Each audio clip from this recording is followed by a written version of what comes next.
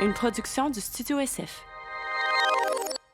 Dom, il me dit, tu sais, si, admettons, là, t'es vraiment comme en dépression, tu sais, t'es-tu sûr que c'est le bon moment pour lancer un podcast? Choisir de se mettre vulnérable, c'est oui, tu dis, ben, je pense que cette histoire-là peut peut-être faire du bien à du monde, mais c'est aussi de se mettre à risque, là, de se faire juger, de perdre des relations d'affaires. Trop souvent, j'ai eu l'impression que des fois, Cookit avait pris un peu ma personnalité. Moi, j'étais éparpillée, je voulais tout faire, je disais oui à tout. Cookit est devenu un peu comme ça. Puis j'avais envie d'y aller, dans le sens que c'est Barcelone, c'est full cool, mais c'est pas aligné avec ce que moi, j'ai envie de faire présentement. Moi, j'ai envie de travailler, j'ai envie de prendre le temps de lancer ce projet-là. J'ai pris mon courage à deux mains. J'ai écrit à mon ami. Il y a personne qui savait que j'étais à Montréal. J'avais aucun rendez-vous. J'avais rien. J'ai fait 300 approches pour le podcast. Tout ce que j'avais sur ma to-do list, je me suis donné le temps de le faire. Et je suis tellement reconnaissante envers moi d'avoir pris ce moment-là. Et donc là, cette semaine, j'ai pris la décision que j'étais prête à me relancer en affaires.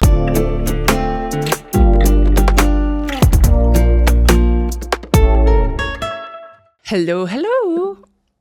Bienvenue à mon deuxième épisode solo de Journal intime du podcast Un café avec Judith Fédière. De un, je veux vraiment commencer par vous dire merci. Honnêtement, je capote, on capote. La réaction est tellement hot. Puis ce que je veux dire par hot, c'est que je reçois tellement des beaux messages de gens que je connais, de gens que je ne connais pas, qui me partagent à quel point tel segment leur a fait du bien. M'écouter bavasser pendant 2 heures leur a fait du bien. Ça m'a beaucoup surpris. Mais de savoir que ce qu'on fait, ça a un impact, puis ça vous aide, vous aussi, à... Moi, je le fais de manière, je veux pas dire très égoïste, mais je le fais pour moi. Puis le thinking derrière, c'était si je le fais pour moi puis ça m'aide, ben pourquoi pas le faire devant un micro, devant une caméra, puis qu'on le partage. Puis je pense qu'on atteint bien l'objectif. Donc, merci. On vous lit. Quand je dis on, c'est la magnifique équipe du Studio Sans Filtre. D'ailleurs, Mathilde est comme pluguée derrière la caméra. Viens dire allô à la caméra, Mathilde. Et comme moi, non, je suis pas sûre. Parce que Mathilde m'a dit, Judith, il faut que tu regardes la caméra pour créer un contact avec l'audience. Donc, j'écoute ma coach, ma guide spirituelle, et j'essaie de regarder la caméra. Une chose, si je peux vous demander, ça me ferait tellement plaisir que si vous écoutez ce balado-là, si vous avez écouté, si, vous êtes là, mais si vous avez apprécié les autres épisodes, que vous preniez un petit 2 minutes de votre temps pour soit aller vous abonner, peu importe la plateforme que vous utilisez, à la chaîne, ça l'aide beaucoup dans le fait que la chaîne peut être partagée organiquement. Tu sais, pour l'instant, on s'adresse beaucoup à du monde, à mes amis, à mes relations d'affaires, mais vraiment pour comme continuer à propulser le podcast. Donc, que vous alliez vous abonner, donner des étoiles. Sur 1 à 5, vous pouvez choisir celle que vous voulez. 5. Et voilà, sachez que ça apporte une réelle différence.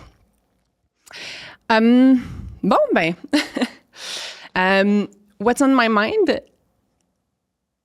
Parce que lors de l'épisode 1, j'ai parlé qu'à chaque épisode, avec des invités, je ferai un petit update. Finalement, c'est pas ça partout qu'on fait. Parce que, mettons, si vous découvrez le podcast à travers le lien de Anthony Vandram ou Robert Dutton, puis que vous cliquez sur le lien, puis vous arrivez sur Judith Fédière qui jacasse pendant 10 minutes, ça faisait comme pas de sens pour moi. Puis aussi, de faire un update à chaque semaine, c'est quand même, c'est quand même intense. Fait qu'on s'est dit, pourquoi on ferait pas des épisodes une fois de temps en temps pour vraiment parler de où est-ce que je suis, comment je vais. Et voilà. Et donc, le What's on my mind, je vais tellement bien. Comme, c'est incroyable. Je suis de bonne humeur. Je je suis full drôle.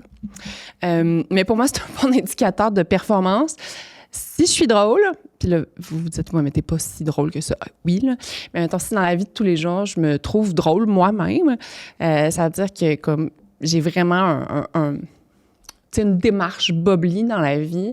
Puis ça, c'est la Judith que je connais au quotidien. Puis dans les dernières semaines, je l'ai vraiment senti renaître, cette Judith-là. Et c'est en grande partie... Il y a beaucoup de choses qui se sont placées dans ma vie dans les derniers temps. Mais pour de vrai, le projet du podcast a apporté quelque chose de tellement le fun, tellement de... qui m'a vraiment lifté. C'est un projet créatif dans lequel je crois beaucoup, dans lequel je suis extrêmement bien entourée. Et c'est... pour moi, c'était... il y avait deux notions, là. C'était comme de lancer un projet, donc un baby step entrepreneurial. Turns out que c'est vraiment plus de travail que je l'avais anticipé, dans le sens que pour bien faire les choses, même si on a une super de belle équipe avec le Studio SF, pour bien faire les choses, pour que ça soit clair, de prendre le temps de faire des épisodes, de faire de la recherche, tout ça, c'est beaucoup plus time-consuming que je l'avais anticipé. Mais avec le niveau de bien-être que ça m'a apporté, assez rapidement après l'écoute du premier épisode, je me suis comme dit, c'est comme si ce podcast-là devenait un peu ma to-do list de mon deuil de coquette. Comme si je ne l'avais pas adressé pratiquement du tout dans la dernière année. J'avais été concentrée beaucoup plus sur ma famille, comme déménager avec mon fils, créer cet écosystème-là. Ma rupture aussi avec mon ex. Se rebâtir à travers ça. Puis le deuil de coquette, je l'ai un petit peu mis de côté, j'imagine, comme pour être en mode survie, mettons. Puis de régler une chose à la fois. Et après l'écoute du premier épisode, moi, je constatais, j'étais comme, OK, que, ça va pas, là. Moi, je le vois, je ne sais pas si vous l'avez vu, mais moi, je le vois que je traversais vraiment une période rough. On était mi-janvier à peu près. À ce moment-là, il fait frette. On est tous blancs comme des pintes de lait. Il y avait beaucoup de choses qui s'en venaient, là, qui se tramaient. Mais j'étais encore beaucoup dans... J'avais pas trop d'engagement professionnel. J'étais encore dans l'espace, dans le temps de me donner du temps, mettons. Et donc, entre la Judith du premier épisode puis la Judith aujourd'hui, j'ai l'impression que c'est deux Judith complètement différentes. Puis, mettons, l'idée du balado est arrivée en septembre-octobre. Pour moi, une des choses que je m'étais donnée comme devoir dans la dernière année, c'était que si... mettons, là, quand on te propose quelque chose, puis, si t'es comme... Ouais, oui, là, j'imagine qu'il y a une raison que je devrais le faire, ou oui, je le fais un peu par, devoir ou loyauté, ou... Mais ça, je m'étais dit, j'ai pas assez d'énergie disponible. Je suis pas la Judith qui a l'énergie, il y a quelques mois, j'étais pas la Judith qui avait l'énergie de 100%. Pendant des mois, même, je me suis donné 30-40% de mon énergie habituelle. Donc, je m'étais donné le mandat de, peu importe ce qu'on te propose, si c'est pas comme oui, en gros caps lock, là, dans ton gut feeling ici, là, puis un genre de oui, fais-le pas. Et le projet du podcast, quand Dom et PH me l'ont offert, pour moi, ça, c'était un major oui. Et, on a travaillé ça a pris 2 mois de passer de l'idée, comme de signer un contrat, l'idéation, trouver un titre. Mon Dieu, que ça a été long de trouver un titre, bâtir l'image de marque, faire le photoshoot, bâtir le décor.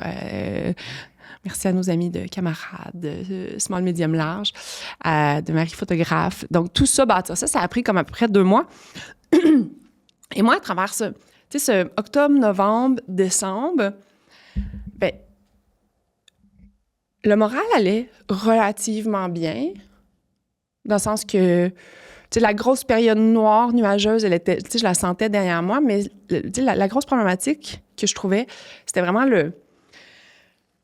tu sais, j'en avais des obligations professionnelles, des trucs, des contrats ou peu importe, puis je les faisais, mais je les faisais comme, tu sais, pas bare minimum, là, mais tu sais, juste assez pour pouvoir être confortable avec ce que j'ai livré. Mais il me manquait cette motivation, cette énergie. Tu sais, moi, quand je tombe en mode créatif, quand je suis vraiment passionnée de quelque chose, je peux travailler 18 heures sur 24 en face de mon ordi. Puis, tu sais, ça va vraiment venir par cycle. Là. Ça va être des gros bursts. Puis là, pendant 4-5 jours, je vais tomber comme dans un rabbit hole que là, tu sais, je suis vraiment en mode de création-travail. Puis après ça va se calmer un petit peu. Mais ça, ces périodes-là, elles n'arrivaient pas dans ma vie. Puis, tu sais, malgré que je travaillais sur le projet de salon funéraire, comme je veux lancer un salon funéraire. Mais le truc avec le projet du salon funéraire, c'est que c'est un gros projet. C'est un gros projet, c'est ambitieux, c'est long, c'est des mois de développement, ça nécessite des fonds quand même. T'sais, on parle de plusieurs millions de dollars. Donc, c'est un gros projet entrepreneurial sur lequel j'ai fait beaucoup de réflexions. Puis je les ai eus, mes gros moments de, justement, de créativité, puis après ça, j'avais tout écrit ça sur papier, tu sais, comme le modèle d'affaires, le business plan, tu sais, tout ce qui va dans un pitch deck, c'est fait pour le salon funéraire. Mais après ça, les semaines avançaient, puis je voyais que je me lançais pas dans l'action concrètement. Je voyais que, tu sais, j'arrivais pas à statuer sur, bon, ben avec qui je me lance vraiment dans l'aventure. Puis c'est pas parce que j'ai pas eu plein de, tu sais, des gens qui m'ont dit, hey, moi, je veux investir là, je veux, tu sais, comme, tu cherches sur un partner, moi, je veux faire ci. J'en ai eu, là. Comme, je me compte extrêmement chanceuse. Mais tu sais, il y avait pas de suite de mon côté. Parce que, justement, je me rendais compte qu'il y avait bien des affaires qui étaient un peu terrorisantes pour moi. Et ben, par rapport à ça, tu sais, fait que là, j'avançais. Côté business, je trouvais ça un petit peu fâchant parce que je me lançais pas officiellement. J'avais le projet du podcast on travaillait comme, je sais pas, 3-4 heures dessus par semaine. Ça s'en venait. J'y réfléchissais beaucoup. Mais on n'était pas dans l'exécution encore. On était plus dans tu sais, comme, l'exécution de tout ce qui était pré-lancement. Et en temps normal, de mon... Tiens, mettons, la Judith d'avant, il y a comme 1 an, je pense que j'aurais pas été bienveillante par rapport à moi, par rapport à cette période-là. Je pense que je me serais dit, tu sais, si tu travailles pas assez, c'est parce que tu y tiens pas assez à ce projet-là. Chose qui est 100% pas la réalité. J'y tiens extrêmement. Puis là, je parle pas du podcast, je parle du salon funéraire. J'y tiens extrêmement. Mais je savais qu'il y avait quand même des choses qui étaient bloquées. Puis je me suis dit, Jou, tu le sais, tu te connais, ça va finir par en revenir. Qu'est-ce que tu dirais si tu paniquais pas trop pour, tu sais, comme, tu sais, laisse-toi, ça veut dire que t'as pas encore assez pris de temps. Puis ça arrive pas tant que ça, les opportunités dans la vie, là, où tu peux prendre un temps d'arrêt, regarder le gazon pousser. C'est bien belle fun, là. Des fois, c'est un peu vide, mais ça fait vraiment du bien. Fait que de partir aussi de ce state-là où tu sais, entre mon horaire avant puis mon horaire aujourd'hui, je sais pas s'il y en a un des deux qui est meilleur, mais celui des derniers mois de regarder le gazon pousser, il était quand même très confortable. Puis à un moment donné, tu prends un peu le beat. Et donc là, on passe le temps des fêtes. J'ai un super de beau temps des fêtes, c'est le fun. Après le temps des fêtes, là, c'est comme plus rough. Là, je le sais, là c'est juste les 2 dernières... la semaine avant de tourner le premier épisode, tu sais, c'est stressant. Là. Tu sais que tu t'apprêtes à tourner 2 heures non-stop. Pour moi, c'était super important d'avoir vraiment une certaine structure. Fait que tu y penses là, à qu'est-ce que tu vas dire, dans quel ordre tu vas le dire. Puis après ça, autant que je suis 100% confortable avec le choix d'être vulnérable, parce que pour moi, c'est une décision, autant de, tu sais, comme, oui, j'ai fait faillite, puis regardez des extraits sur Instagram, ouh! C'est comme, OK, puis là, après ça, elle a parlé de ses problèmes de dépendance, ouh! Tu sais, puis choisir de se mettre vulnérable, c'est oui, tu dis, je pense que cette histoire-là peut peut-être faire du bien à du monde, mais c'est aussi de se mettre, tu sais, comme de se mettre à risque, là, de se faire juger, de perdre des relations d'affaires qui se disent « Oh, OK, bon, tu sais, peu importe, là. » Et c'est ça. Fait que juste avant cette semaine-là là, de tournage, ça a été comme une grosse semaine là, de moi qui est dans ma tête, qui essaie de comme faire le compte rendu, d'écrire comme au propre, de comment ça s'est passé ma dernière année. Puis voilà. Fait qu'on tourne le premier épisode. Et là, entre le tournage et le lancement, il y a peut-être 1 mois qui se passe. Le but, c'était de prendre des épisodes d'avance que PH voulait vraiment qu'on prenne, chose qu'on n'a pas fait du tout. Et après, mais après ça, l'affaire, c'est que moi, dans mon calendrier, au mois de janvier, là, il y avait comme bien des affaires qui se mêlaient. Là. Il y avait le projet du podcast, que là, on commençait à faire les tournages et tout et tout. Il y avait, mes contrats, j'ai quelques contrats professionnels de consultation, de comité d'aviseur. C'est pas des choses qui me prennent énormément de temps. J'ai mes responsabilités avec YPO, je suis maman. Et chose qui se rajoutait à mon horaire, c'est que au mois d'octobre, il y a quelqu'un qui m'a contacté après justement la diffusion du podcast à Sans Filtre, puis qui m'a dit « Hey, je cherche une entrepreneur qui serait une bonne animatrice pour un contrat d'animation de web-série. C'est 40 épisodes. C'est juste pour le groupement des chefs. C'est des formats de 5 minutes. Tu vas parler avec l'entrepreneur. Personne ne va te voir à la caméra. » C'était quand même relativement lucratif. Je n'étais pas sûre que je comprenais tout le scope du projet au grand complet. Puis j'ai accepté parce que ça me parlait beaucoup. Se déplacer aux 4 coins du Québec, parler avec des entrepreneurs, tout ce qui est communication, je tripe. Fait que je dis oui. Mais au mois de janvier, ça prend du temps dans mon horaire, là, ça. Et là, quand on commence à booker ça dans mon horaire, 40 entrevues de 1h30 aux 4 coins du Québec. Là, ça me fait des journées de tournage jusqu'on fait 4 entrevues par jour, qu'on va à Drummondville, à Rimouski, à Québec, beaucoup d'entrevues aussi à Montréal. Et là,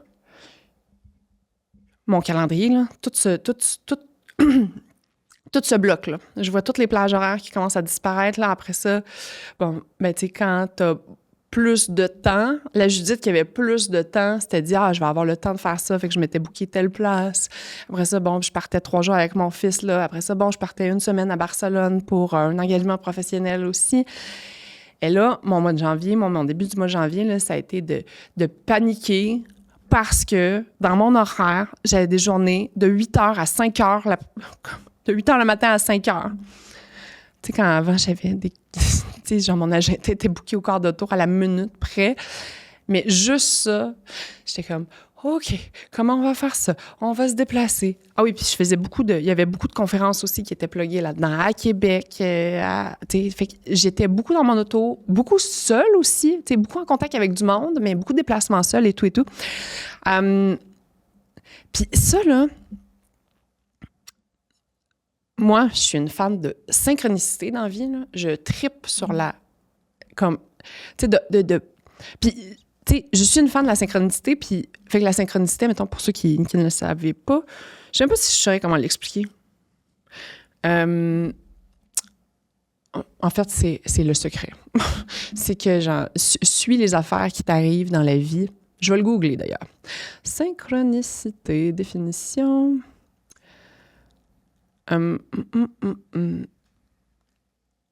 La synchronicité. La synchronicité est une coïncidence qui prend soudainement du sens, provoque une émotion forte, est porteuse de transformation et se produit au moment opportun. Puis, je sais pas pourquoi, mais toute ma vie, j'ai eu l'impression que quand je savais pas trop où aller, il fallait juste que j'écoute un peu comme les opportunités, qu'est-ce qui me tente. Puis à un moment donné, il y a comme des signaux. Puis... Donc, je me sens très chanceuse dans la vie là, par rapport à dans quelle direction je m'en vais. Puis ça, pour moi, là, ça en était un exemple frappant. Puis ce qui est le fun, puis je vais vous expliquer l'exemple que je trouve frappant, là, mais ce qui est le fun, c'est que la synchronicité, puis comme le manifesting, puis... Dans les derniers mois, j'ai l'impression que je l'ai perdu un peu, ça. Je suis comme, voyons, maudit. Comme... Puis, je m'en vais à la première journée de tournage pour Entre Chefs. J'ai assisté à un brief téléphonique là, avec le client. Donc, tu sais, j'embarque dans le projet, là, mais j'ai pas travaillé extensivement. Donc, j'y arrive à ce projet, à la journée de tournage un peu naïvement. Et là, on commence à tourner. Et après la première entrevue, là, je me rends compte, je suis comme, OK, ça peut... Est-ce que je suis en train d'être payée pour avoir des conversations avec des entrepreneurs pendant 1h30 quand je suis en train de lancer un podcast pour jaser? Tu sais, comme moi, le métier d'animatrice, là, je le connais pas, de poser des questions, d'être confortable. Et là, je me suis rendu compte, OK, là, tu es en train de faire un bootcamp de podcast où ce que tu peux te pratiquer. Puis au final, tu sais, j'ai pas besoin de le faire sur mon podcast à moi. Et tu sais, ça a l'air super con, là. Mais tu sais, je suis sortie du premier tournage. Puis là, j'ai texté PH Pidum, puis j'étais genre... Je viens de me rendre compte que ce que je suis en train de faire, c'est un bootcamp. J'ai tellement eu des belles conversations. C'est là où tu sais, moi, je suis une personne extravertie. Dans les derniers mois, j'ai eu plus besoin de solitude. J'ai eu besoin de me retrouver seule, de me retrouver beaucoup avec mon fils, de me retrouver beaucoup, tu sais, mon circle qui avait toujours été exponentiel. Dans les derniers mois, tu sais, il y a peut-être 6-7 personnes que je laissais rentrer dans ma bulle au quotidien. Puis c'est quand tu te sens pas la meilleure version de toi-même, t'as pas envie non plus là, d'être tout le temps comme à gauche puis à droite. Fait qu'il y avait beaucoup de temps pour moi, de lecture, d'aller au spa, seul, avec mon chum, peu importe. Mais c'était beaucoup. Puis là, j'étais en contact avec des humains qui me racontaient leurs histoires, qui me partageaient leur histoire. Puis une des choses qui était vraiment intéressante, c'est que durant ces entrevues-là de 1h30, comme moi, j'apparais pas là, dans la caméra, mais je peux pas parler pendant la moitié du temps. Puis on est en train de faire du footage pour cette personne-là. Puis je me suis rendu compte à quel point ça me faisait du bien de juste écouter. Tu sais, de poser une question, puis de juste... Puis tu sais, pas assez de dire « Ah ouais, moi aussi, j'ai vécu ça. » Parce que je fais beaucoup ça de manière... Je pense que je le fais de manière empathique, dans le sens que tu me racontes quelque chose, puis je te dis « Ah oui, moi aussi. » Tu sais, c'est comme pour te démontrer que je comprends qu'est-ce que tu es en train de vivre, mais d'un autre côté, je viens de ramener le spotlight sur moi. Fait que je le fais beaucoup pour comme connecter avec les gens pour qu'ils se sentent moins seuls, mais d'un autre côté, la puissance que ces conversations-là avaient, ce que je me permettait de pouvoir découvrir à propos de l'autre humain, puis d'avoir des conversations qui étaient unidirectionnelles. Là. C'était 1h30 que je parlais 3 minutes, puis je me disais, tabarouette, je sais, elle pense tout le temps qu'elle a donc bien des choses intéressantes à dire. Chose qui est vraie, là. Mais je pense donc... Fait que je pense que je ne prends pas assez le temps d'écouter dans la vie. Ça a été un de mes premiers constats. Puis après ça, dans les entrevues, il y en a plein là, qui m'ont vraiment marqué. Une des entrevues qui m'a vraiment marquée, c'est qu'on a eu... on avait une thématique qui était les difficultés financières. Et comment j'ai surmonté des difficultés financières. Bon, puis spoiler alert, la personne, finalement, sa business faisait faillite, fait que j'imagine qu'il les surmontait pas. Et, mais il venait expliquer un peu comment lui l'avait vécu. Et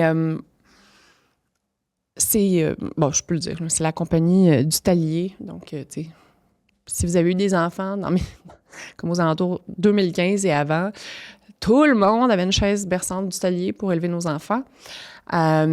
Mais cette compagnie-là a quand même connu là, une période de décroissance sur environ une dizaine d'années.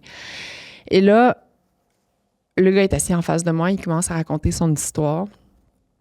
Et là, toutes les histoires il n'y a pas une histoire qui raconte que je suis comme pas. Mais voyons, oui, OK, mais c'est comme ça que moi aussi, je l'ai vécu comme ça. Ah ouais. Puis, tu sais, il me parle que, bon... Sa directrice de service à la clientèle, à un moment donné, bon, elle décide de démissionner. Lui, il pensait que c'était correct, mais bon, elle était venue pour gérer une équipe de 15 personnes, puis implanter tel produit technologique. Puis au final, bon, ben, elle se ramasse à faire du service à la clientèle à 8 heures le soir, puis à avoir une employée. le défi initial, le défi aujourd'hui est plus le même. La fille, elle veut continuer à progresser dans sa carrière. Ça fait du sens pour elle de partir, mais toi, tu te ramasses, bon, OK, là, encore un autre feu à éteindre. Puis après ça, bon, ben, ta directrice marketing, elle n'atteint pas, tu sais, ça fait elle essaye de refaire les affaires de 300 manières, puis n'importe qui essaie au marketing de refaire les affaires de 300 manières différentes. Mais à un moment donné, tu sais, d'essayer, tu commences à...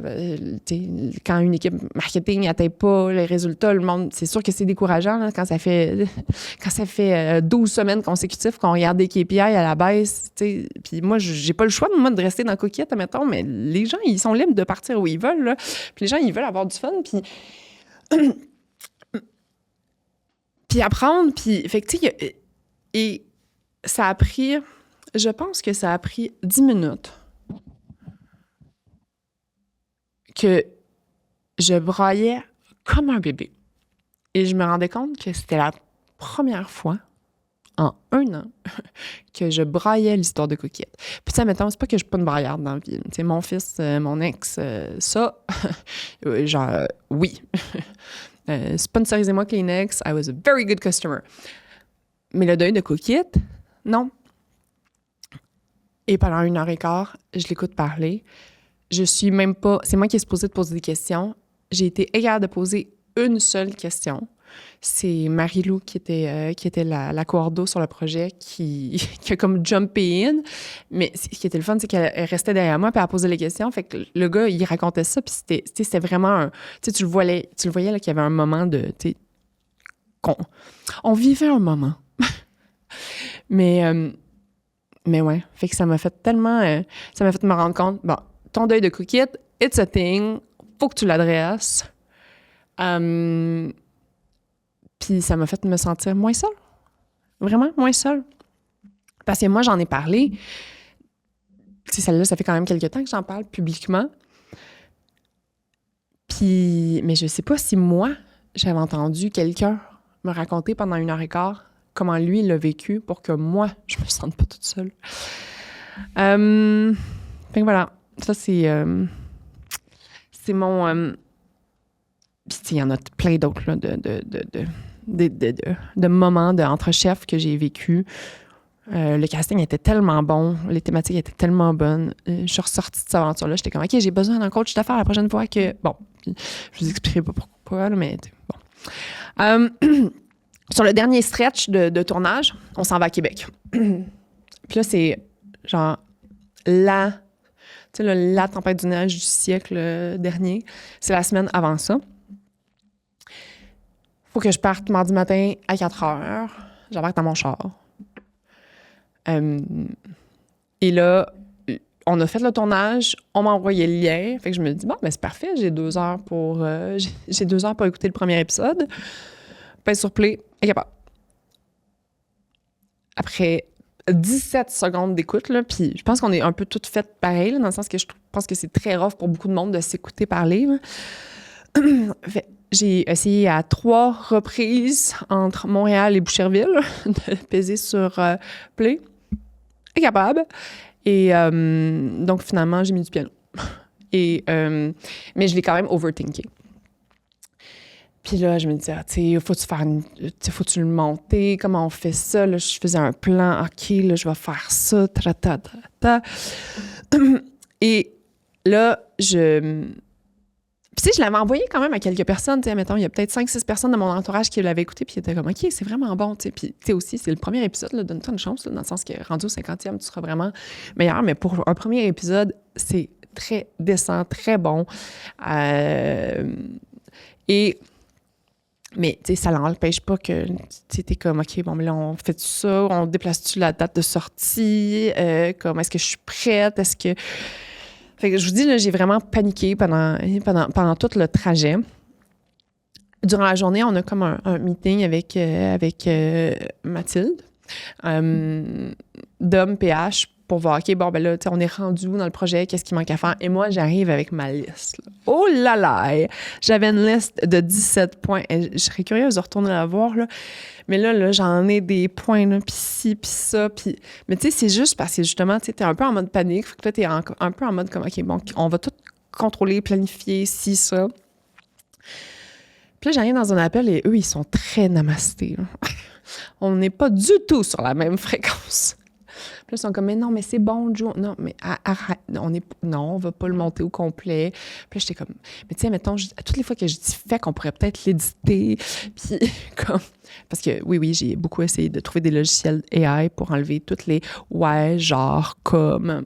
J'essaie de faire un petit peu plus attention ce temps-ci. Puis à un moment donné, dans l'appel, Dom, il me dit, tu sais, Joe, comme, tu sais, Joe, tu sais, si, admettons, là, t'es vraiment comme en dépression, puis si ça va pas, tu sais, t'es-tu sûr que c'est le bon moment pour lancer un podcast? J'étais comme, OK, fair enough. Tu sais, c'est là, ce qui s'est passé dans ma tête, c'était comme, bon, fair enough, mais dans ma tête, j'étais comme, oui, mais je sais que c'est ça qui va me faire du bien, mais ça se peut que, comme, dans 2 semaines, je panique, puis je sac tout là, parce que c'est juste... Parce que j'aime pas le résultat, parce que peu importe, parce que... Fait que je me dis, ouais, est-ce que t'as raison, mais je pense qu'une fois que la peur du lancement va être faite, puis tu sais qu'on va l'avoir fait, je pense que ce podcast-là, il va aider à ma guérison. Mais ça m'a quand même vraiment fait réfléchir, là. Vraiment, vraiment. Parce que c'est une question très légitime à se poser. Et puis là, j'ai encore une autre histoire de synchronicité. Je finis ces 2 journées de tournage-là à Québec. Et là, on voit, là, tout le Québec est connecté sur son météo-média, là. Est-ce que c'est 37 cm de neige? Est-ce que c'est 43? Est-ce que c'est 52? Est-ce qu'on va pouvoir sortir de nos maisons? Et nous, cette journée-là, ce qui annonce comme la méga tempête, on est supposé de faire la route Québec-Rimouski. Moi, de un, cette semaine-là, ça tombe que c'est la semaine où j'ai la garde de mon gars. Puis j'ai une loi qui est vraiment... Tu sais, t'acceptes rien. Tu vas pas souper avec tes amis pendant cette semaine-là. Tu vas pas comme... Tu sais, t'es avec ton gars, tu profites de chaque minute. Disant qu'il est réveillé, tu le regardes, tu clignes pas des yeux. Disant qu'il va à l'école, là, tu peux recommencer à respirer. Puis à partir de 3h30, t'es là, puis tu le regardes jusqu'à temps qu'il s'endorme.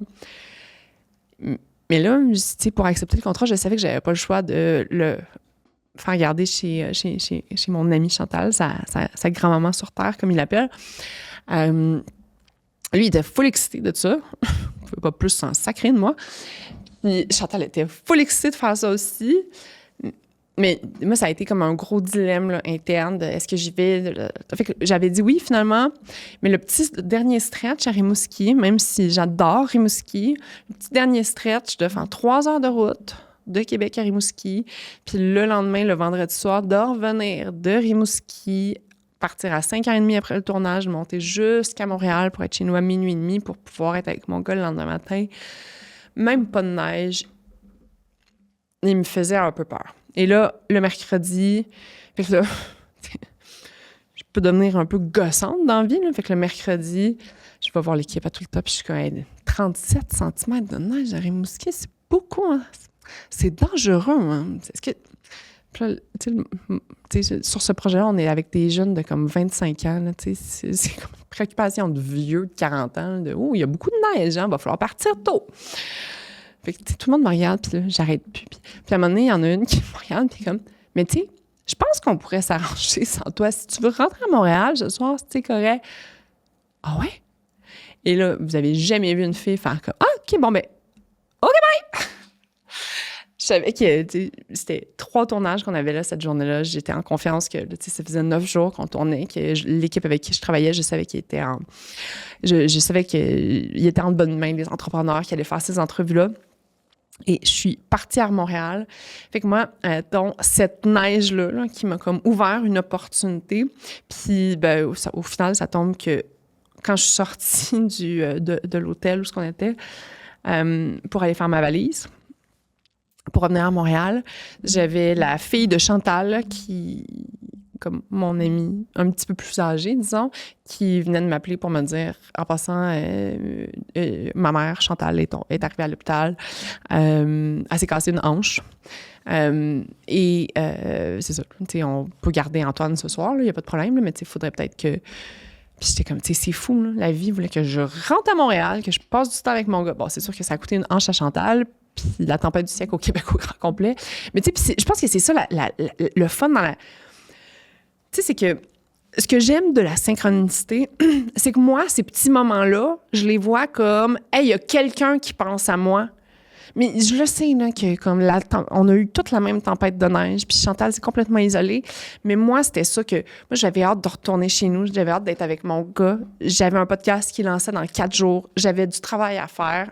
Je voulais pas être à Rimouski pendant 3 jours supplémentaires. Je voulais pas faire... Fait que, tu sais, c'est de voir ces petits événements-là qui arrivent, puis de dire « Merci, il y a quelqu'un qui pense à moi. OK, bye. » Puis je suis redescendue. Puis là... Justement, là, mon fils est encore avec moi pour comme 24 heures. Et cette fin de semaine-là, on sortait le podcast lundi. Je devais prendre l'avion le dimanche après-midi. Je m'en allais une semaine à Barcelone. Et ça me donnait comme 36 heures où je pouvais travailler sur le podcast. Et là, tu sais, c'est rarement simple quand je lance des choses. Puis j'aime ça penser à tout. Puis là, après ce boost d'énergie-là, de comme, OK, là, j'ai vraiment le goût. Puis avec le deadline aussi, là. C'est ma productivité augmente souvent en fonction des deadlines qui s'en viennent. Et donc là, j'ai passé là, 36 heures devant mon ordi parce que là, je voulais tout comprendre. Comment ça marche, le podcast, le trafic qui vient de où, comment, bon, tu sais, c'est quoi les bonnes pratiques, qu'est-ce que, bon... Et là, tu sais, il y avait beaucoup de choses qui existaient dans ma tête, il y avait beaucoup de choses que je devais placer sur papier. Tu sais, l'overview, la description, c'est qui les invités, la séquence d'un épisode type, combien de... Tu sais, beaucoup de choses qui avaient été parlées, réfléchies, mais à un moment donné, moi, j'avais besoin de le mettre sur papier. C'est quoi les objectifs du podcast? Comment on les classe? Puis après ça, ben justement, tu sais, moi, je suis une fille de e-com. J'ai bâti une grande partie de ma carrière dans le e-commerce. Fait que là, de lancer ça, on part de l'expertise de Studio SF qui font ça pour plusieurs podcasts. Bon, Sans filtre en tant que tel, Sexe oral, Détestable, le podcast de Paisy. On se connaît pas tant que ça, que pour le vrai, j'adore en plus. Parenthèse, donc ils ont cette expertise-là. Fait que ça, il y a beaucoup d'affaires sur lesquelles je me sentais extrêmement confortable, mais je me disais, y a-tu d'autres choses qu'on peut pousser comme un petit peu plus loin? Y a-tu des stratégies RP? Y a-tu des stratégies SEO? Mais chose certaine, moi, j'avais besoin de comprendre exactement, là, fait que juste de comprendre, mettons, comment ça marche la plateforme YouTube. Évidemment, là, on est tous conscients, mais qu'est-ce qui va faire en sorte que l'algorithme va pousser ton podcast. Qu'est-ce que... Tu sais, tout ça, là, c'est chacune de ces plateformes-là, de se relancer dedans, ça a été... ça a été une grande aventure et un 36 heures dans lequel j'étais absolument accomplie. Mettons, bâtir un fichier sheet. Ah oui. Là, je voulais bâtir un outil collaboratif où le calendrier de contenu allait être là, puis là, bon, telle personne allait pouvoir repiler ces affaires-là, puis là, j'avais comme besoin que la collaboration, fait que là, développe ça. Puis il y a bien des affaires là, qui, au final, là, on a sacré aux poubelles puis qu'on n'utilise pas. Mais durant le temps que je le fais, au moins, bon, tu sais, ça va être quoi la stratégie sociale que je vais vouloir faire pour différentes plateformes. Fait que, au moins, vraiment de le passer puis de l'écrire, ça a fait en sorte que justement, tout est devenu comme beaucoup plus clair pour moi. Ouais. Parce que une chose, c'est que, tu sais, moi, j'ai une mentalité là, très...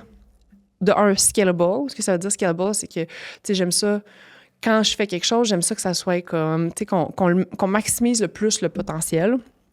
Fait que j'aime réfléchir pour comment, moi, je travaille le moins possible et que ça ait le plus d'impact. Puis ça, c'est vraiment de bien s'entourer.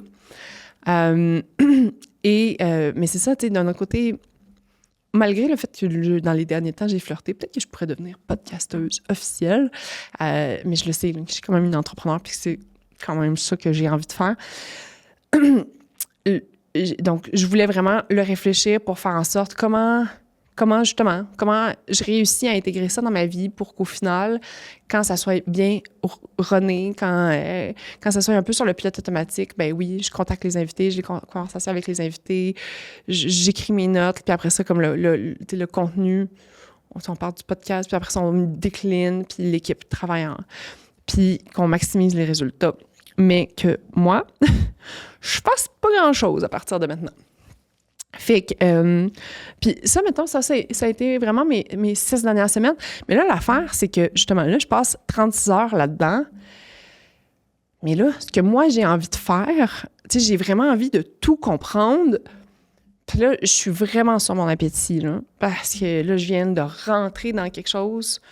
Puis j'ai envie de faire ça 24 heures sur 24. Puis d'un autre côté, ben j'ai Barcelone qui s'en vient.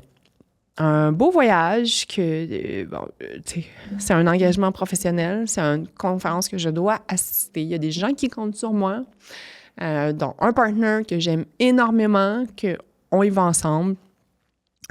Ça m'a coûté une fortune pour y aller. Tout est booké.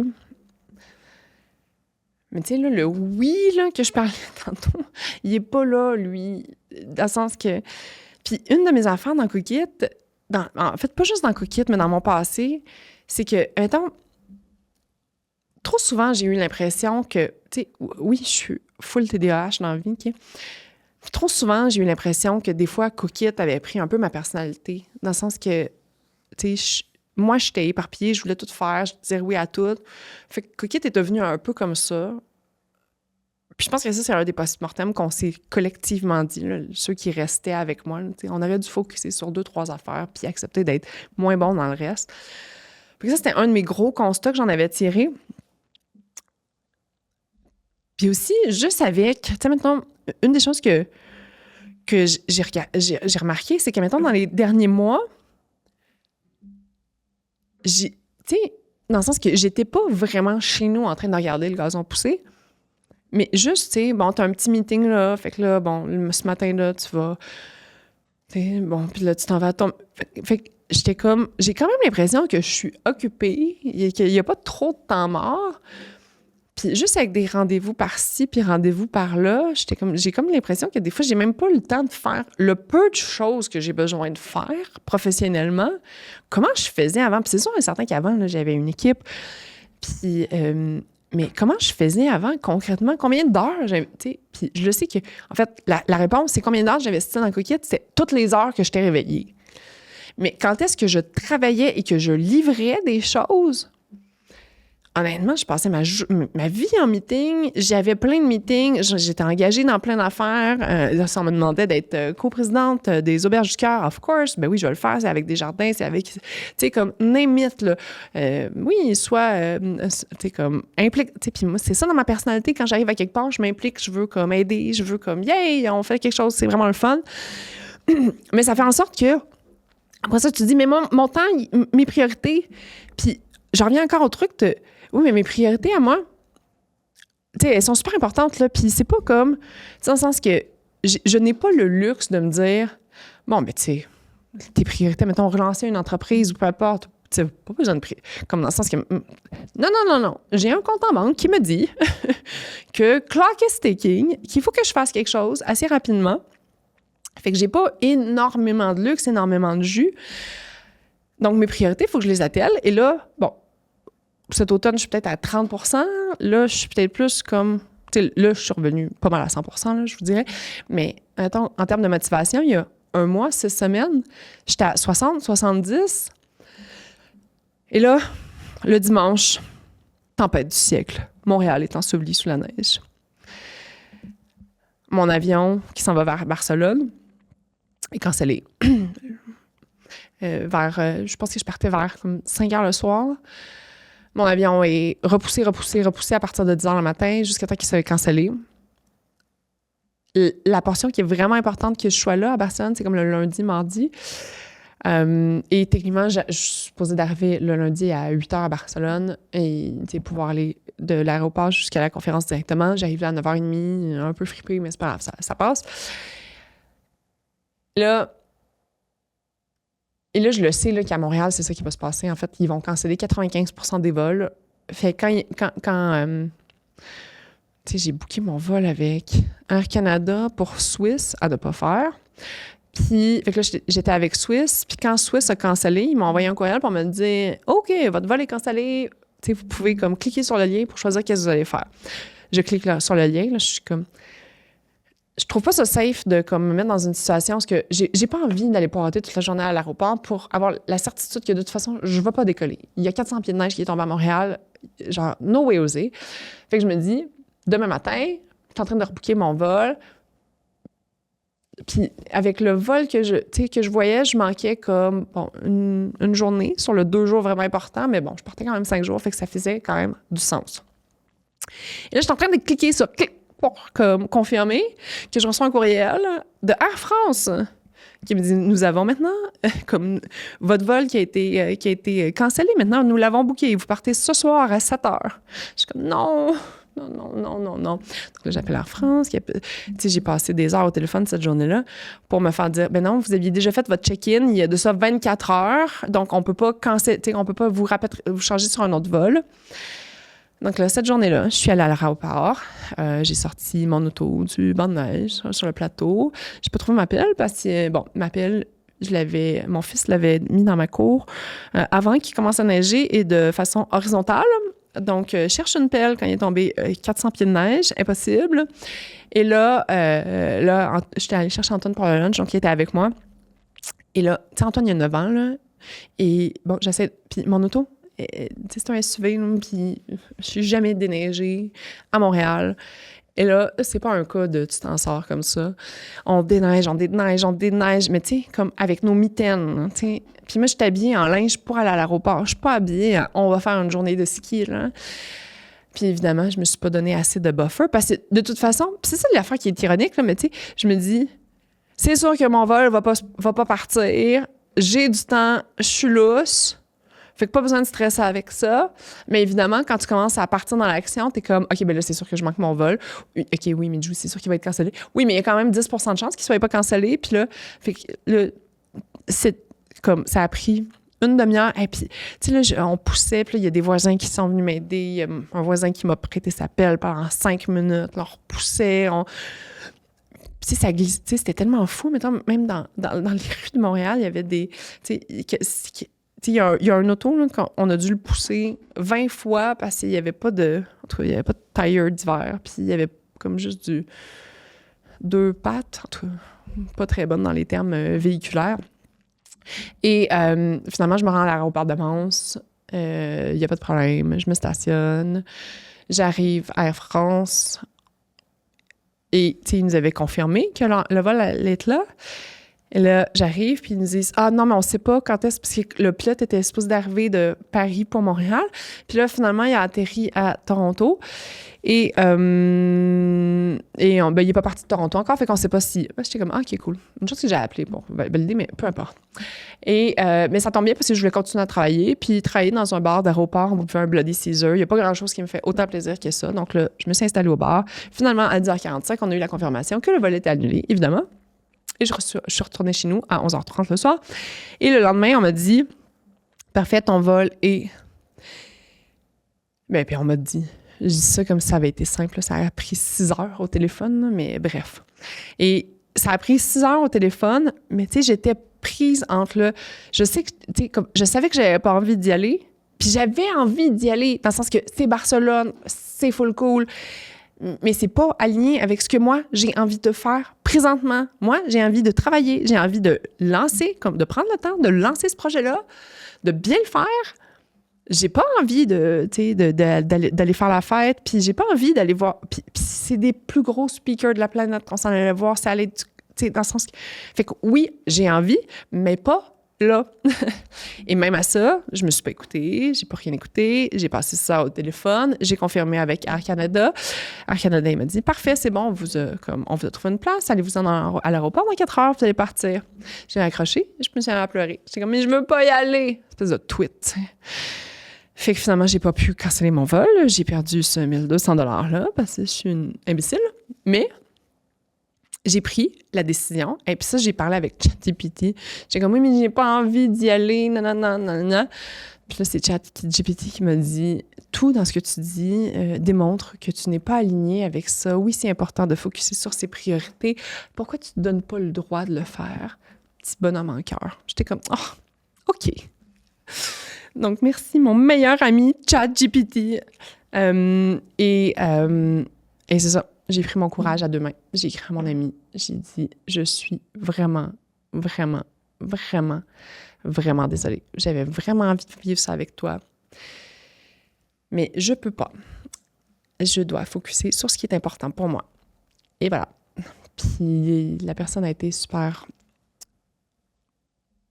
Tu sais, la personne m'a dit, mais tu sais, je comprends. Je comprends tellement. La personne a été très empathique. Je me suis pas sentie mal 2 secondes de m'être écoutée après. Et j'ai vécu la plus belle semaine de toute ma vie. Vous dire le plaisir que j'ai eu à pas prendre de douche. Je pense que j'ai pris un bain en l'espace de 6 jours. Il y a personne qui savait que j'étais à Montréal. J'avais aucun rendez-vous. J'avais rien. Puis il y avait 400 pieds de neige qui étaient tombés à Montréal. Tout était paralysé. Je suis restée en pyjama à continuer à développer. J'ai fait 300 approches pour le podcast, dans le sens que tout ce que j'avais sur ma to-do list, je me suis donné le temps de le faire. Et je suis tellement reconnaissante envers moi de l'avoir pris ce moment-là. Parce que oui, ça a été le fun, Barcelone. Ça a été bien le fun, Barcelone. Mais d'un autre côté, j'aurais payé le prix pendant 2 mois après parce que j'aurais été à l'arrache, j'aurais été à la traîne. J'aurais jamais été satisfaite de ce que je sais que je dois faire. Si je veux le faire comme il faut. Puis c'est ça. Mais ouais, l'enfant, c'est que j'étais dans tous les groupes WhatsApp, dans tous les groupes chat de Barcelone. Ça avait l'air vraiment le fun quand même. J'étais genre, moi, je suis en pyjama. J'ai ouvert la porte une fois. J'ai regardé par la porte, j'étais comme, non, merci. J'ai refermé la porte. J'ai commandé du Uber Eats toute la semaine. Best week ever. Et c'est ça. Puis en fait, c'était le lundi que le podcast sortait.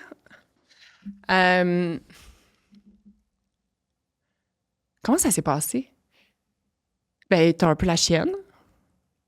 Mais là, tu sais, comme là, I was good. Là. J'avais plus tant que ça la chienne. I was good. J'avais hâte. J'étais excitée.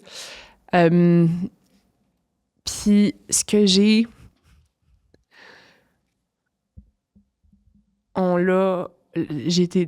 J'ai vraiment été contente de...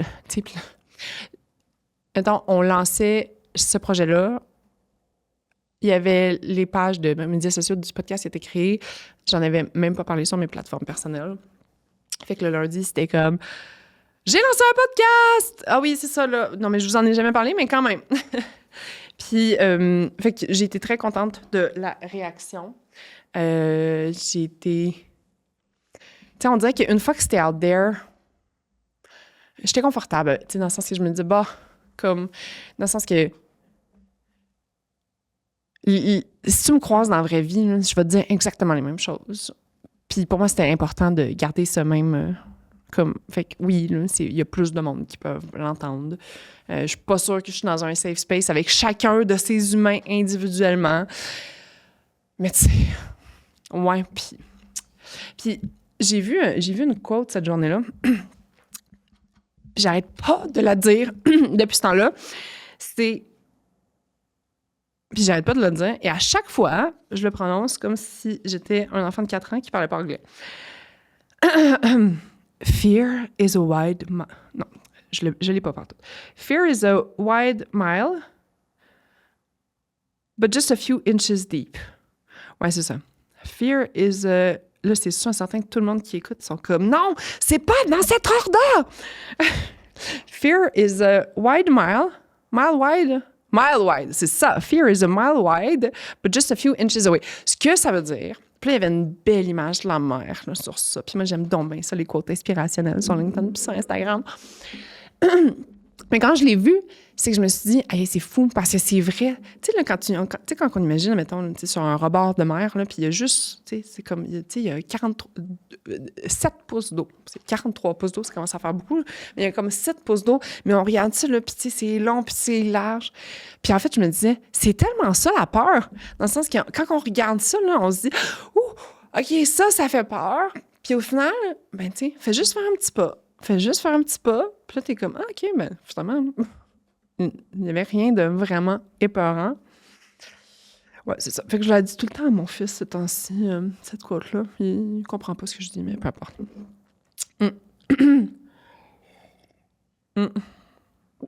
En fait, tu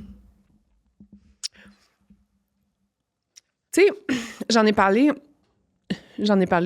souvent, mais après l'histoire de Cookit, du jour au lendemain, ton calendrier se claire vraiment. Puis c'est pas juste ton calendrier professionnel, mettons, tu sais, de ton 8 à 5 puis tes meetings d'affaires, mettons, qui disparaissent, mais c'est toutes les autres invitations aussi.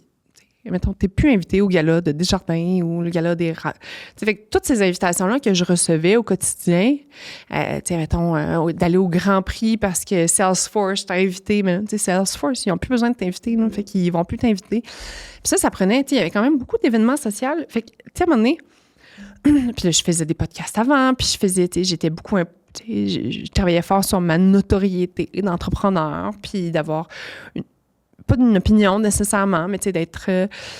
fait qu'on m'appelait souvent la presse, c'est quoi pas ton opinion, mais tu sais, on a un tel reportage à faire là-dessus. Puis du jour au lendemain, tout ça arrête au complet. Puis, tu sais, quand justement, moi, j'ai décidé de... J'ai le droit de... Comme, tu sais, j'aimerais ça, leur raconter mon histoire. Puis, comme, je parlais avec quelqu'un il n'y a pas longtemps, puis la personne me disait... la personne me racontait quelque chose, puis elle était comme, non, mais tu sais, genre, cette fille-là, elle s'est invitée à un podcast, puis elle parlait pas de moi, là. C'est juste qu'elle me le disait à moi. Puis elle était comme, tu sais, qui c'est qui s'invite à un podcast? C'est tellement loser. Puis j'étais comme, moi? Puis, mais along the way, tu sais, mettons, justement, tu sais, des invitations, mettons, sur mon LinkedIn, je recevais une fois de temps en temps, là, tu sais, tu veux-tu être juge à telle place? Mais plus tant que j'avais autant dans ma vie professionnelle auparavant. Puis ça, c'est très spécial, vivre ça, parce que t'es habitué, puis du jour au lendemain, Puis d'un autre côté, c'est bon, là, parce que comme... Tu sais, c'est pas en 2 Kleenex de morve, puis que tu as envie d'aller au gala de toute façon. Mais tu les vois passer, ces événements-là, puis le monde continue à avancer, puis toi, t'es plus là, dans ça.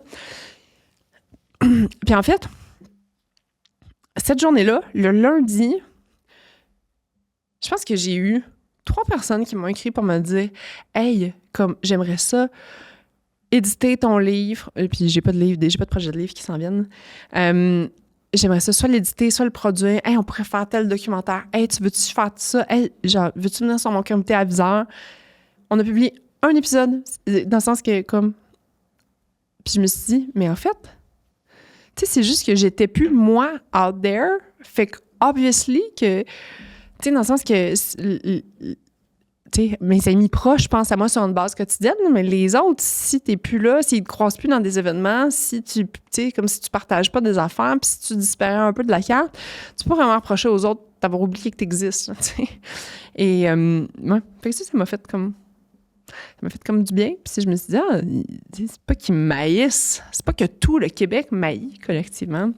Puis je pensais pas ça, là, mais c'est juste que j'étais plus là. Tu sais, fait que, obviously, que les gens, ils pouvaient pas penser à moi. C'est pas eux qui m'empêchaient de parler. C'est juste moi qui parlais plus. Quoi d'autre? Ce podcast-là, c'est ma to-do list de deuil par rapport à Cookit. Puis là, l'affaire, là, c'est ça, là, c'est que... Tu sais... C'est comme... Oui, c'est... Mais là, mon deuil, là, to be honest, ça fait 2 mois que j'en parle. Puis, I think I'm good, hein, dans le sens que il y a beaucoup de choses, juste dans ces 2 derniers mois-là, qui ont tellement... fait que... Dans un processus de deuil, tu passes à travers plusieurs... l'acceptation, le déni. Non, je pense que ça finit par l'acceptation, mais tu sais, tu passes par le déni, la colère, en tout cas, bref. J'ai pas les 5 étapes du deuil. Puis après ça, tu sais, tu peux refaire en boucle, là, puis tu sais, tu peux revenir, puis tu peux penser que tu es débarrassé de la colère, puis puis finalement, tu es revenu dans le déni, puis bon, c'est pas linéaire, c'est ce que je veux dire. Et dans la mort, les rituels, en fait, donc, par exemple, mettons, au Québec, d'aller choisir le signalette, de faire le montage photo sur la télé, ce sont tous, tu sais, de faire la cérémonie, de préparer des hommages, de prendre un temps avec la famille proche. Tu sais, c'est des choses qu'on est habitué de faire quand, par exemple, on va dans des funérailles. Mais ce que j'ai compris dans les derniers mois, pour avoir parlé avec des experts en deuil, des experts en rituel, c'est que, en fait, le rituel, c'est comme une to-do list de choses que tu dois faire, qu'on doit faire collectivement. Parce que, tu sais, s'ils les avaient pas, ces rituels-là, tu sais, qui sait si on prendrait vraiment le temps de passer à travers toutes nos photos. Si tu n'as pas besoin de le faire, le PowerPoint, là, c'est à la télé. Là. Peut-être que tu passes pas à travers les photos de ta mère comme 3 jours après qu'elle est décédée. Peut-être que ton cousin, il prend pas 3 heures pour écrire une logie, qu'après ça, toi, tu peux garder. Peut-être que... Tu sais, donc, tout ça, ce sont la version nord-américanisée business, là, ça, c'est comme une to-do list de choses que tu dois faire pour aller mieux. Et fait que c'est pour ça que quand je dis... Moi, le podcast, c'est un peu ma to-do list de choses que je devais faire, que je devais passer pour faire mon processus de deuil. Puis, j'ai comme un exemple là, qui me vient en tête. Tu sais, si j'en ai parlé dans le premier épisode, finalement, on a sorti ça comme extrait. Et quand... tu sais, c'était drôle parce que c'était la première fois que je le verbalisais. Puis, tu sais, c'est que, tu sais, des fois, il y a des affaires, il y a des pensées qui reviennent, mais tu sais, qui prennent pas toute la place. Là. Puis ça, c'est un exemple. C'est une pensée qui revient, mettons, une fois à toutes les 3 semaines, que je suis pas paralysée, couchée chez nous, mais à toutes les fois que j'y pense à ça, qui est mon ancien associé Lick, qui a fait un prêt de 100 000 $ pour acheter ses options d'action chez Cookit, qui rembourse, je sais pas, 3 000 à 4 000 $ par mois, à chaque mois. Tu sais, je raconte que, bon, il doit être un peu fâché une fois par mois quand il fait son prêt. Et là, ça sort en extrait. Et moi, j'ai beaucoup pensé à ça, mais à petite dose. Puis l'affaire qui est vraiment tweet, c'est que, attends, moi puis Elic, on s'adore. On s'est écrit un peu. On n'a pas pris le temps d'aller prendre un verre, de se raconter comme nos vies. Puis quand je dis on n'a pas pris le temps, c'est que, tu sais, justement, tu sais, dans la dernière année, j'avais beaucoup... Tu sais, comme j'étais en mode ermite, là, fait que t'es pas en mode... Mais pourtant, je le savais que c'est une des choses que j'avais besoin. Fait que j'ai envoyé l'extra à Elic. Il m'a répondu, tu sais, Jou, je t'en ai jamais voulu, tu sais, ça a été les plus belles années de ma vie. Il y a absolument rien que je regrette. Puis comme j'ai tout adoré de cette expérience-là. J'étais comme, oh, je t'aime, Elic. Je t'aime tellement. On n'a toujours pas pris le temps d'aller prendre un verre, mais comme on s'est parlé, on s'est dit qu'on s'aimait, puis voilà. Et ça, justement, bon, ben, comme, tu sais, ça fait du bien de ça. Puis, tu sais, il y en a plein de choses. Dans l'épisode de Monsieur Dutton, on parle de justement, bon, que dans la dernière année, j'ai passé beaucoup avec l'expertise que j'ai aujourd'hui. J'aurais dû prendre telle décision à ce moment-là. Puis, tu sais, ça, c'est un scénario que j'ai eu. Tu sais, j'ai comme réfléchi à toutes les erreurs qu'on avait déjà faites. Puis là, si j'avais pas fait ça, puis là, si on avait pris telle décision, puis là, ça serait pas arrivé à telle chose. Puis je peux pas dire que je l'ai retourné en boucle, mais dans ma conversation avec Robert, ce qu'il me dit, c'est, là, à un moment donné, tu vas virer folle, là. Fais le constat des 3 plus grands apprentissages que tu as. Puis à un moment donné, genre, comme, mets-les sur papier, puis le reste, là, tourne la page. Bon. faire le constat, 3 constats, non. Je vais faire 47 constats. Mais en fait, la décision que j'ai prise, c'est que je me suis dit, je vais intégrer tous les apprentissages business que j'ai appris parce que j'en ai appris tellement. Et ça, je vais m'en souvenir toute ma vie. Mais genre, ça me sert à rien de jouer ce scénario-là dans ma tête parce que de toute façon, c'est comme jouer à un jeu d'échecs là, sur 3 étages. Si oui, j'avais fait ça, si j'avais mis mon pion en A9, le cavalier serait arrivé en A14, puis après ça, fait que, il n'y en a pas de fin. Là. Je ne peux pas refaire ce scénario-là. Et je me suis dit, je vais faire le constat personnel de... Tu sais, c'est l'apprentissage business. Puis après ça, je vais faire le constat de moi, en tant que CEO, ce que je voulais... Tu sais, il y a bien des affaires que je tripe sur moi, il y a bien des affaires que I'm not a big fan, il y a des affaires que, à un moment donné, tu sais, je suis qui je suis, là, puis il y a un petit peu d'amélioration tous les jours, mais d'un autre côté, je peux pas changer bout pour bout la fille que je suis. And it's OK. Mais c'est quoi les 2-3 affaires qui sont très importantes que je garde en tête, que, tu sais, de comportements que j'ai peut-être moins aimés, de choses que j'étais peut-être moins alignée avec mes valeurs. Et ça, puis, tu sais, mettons, là, ça, on tombe vraiment dans mon jardin personnel, puis peut-être que quand j'aurai pris un petit peu plus de perspective, je serai capable de vous les partager. Cliffhanger! Mais c'est ça. Fait que j'ai commencé à faire cet exercice-là. Je suis pas à 3, je suis à quand même quelques-uns de plus, mais en même temps, c'est dans ma to-do list là, de choisir puis de focusser sur là-dessus. Mais une affaire une affaire par rapport à l'entrevue avec Robert, c'est que, tu sais, j'en ai parlé un peu, c'est que, bon, tu sais, après l'épisode, je me suis dit, c'est fou parce que après m'avoir écouté parler pendant 1h30, puis oui, j'ai quelques notes, mais après ça, je sais vraiment jamais où est-ce que je m'en vais pour de vrai. Mais tu t'écoutes quand même parler pendant 1h30, puis il y a quelque chose de très thérapeutique à ça. Puis cette journée, quand je suis partie d'ici, puis je m'en allais à HEC, j'étais comme, OK, c'est, tu sais, comme, ce qui me bloque, là, c'était évident, là, ce qui me bloque, c'est la partie humaine. J'arrive à HEC, Business is Human, Robert Dutton, Illumination. En fait, synchronicité, c'est Robert Dutton qu'il faut que j'invite. Je m'en vais chez nous, j'ai écrit un courriel. Puis on se connaît pas. Ben, on se connaît, on s'est croisés à quelques reprises, mais c'est pas mon best bud. Encore. Et je lui ai écrit un 8 km, un courriel vraiment léger de 8 km. Et, je me souviens même plus qu'est-ce que j'ai écrit. Ça serait... Robert Dutton. Mais attends un peu. Comme si vous alliez à quelque part d'autre. Non, mais... Ah non, mais c'est fou. Parce que là, c'est vraiment pour les gens qui écoutent sur YouTube. Tu sais, quand tu fais un cold email à quelqu'un, voici ce ne pas quoi faire. Écrire ta vie et toutes tes états d'âme dans un premier contact avec quelqu'un. Mais malgré tout, il m'a répondu oui.